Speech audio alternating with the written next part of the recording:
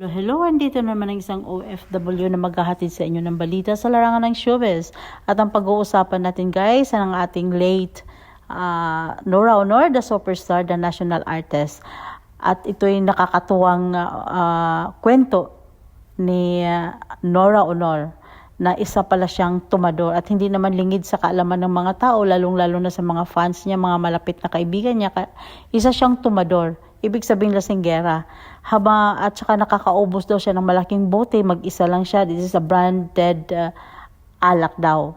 Then, nung nalasing na daw siya, nag-ring ang phone. Then pag-ring ng phone ay sinagot niya at hindi niya alam ba't siya iyak ng iyak.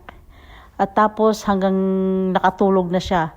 Paggising niya, tinitingnan yung kamay niya. Sino nung kausap niya?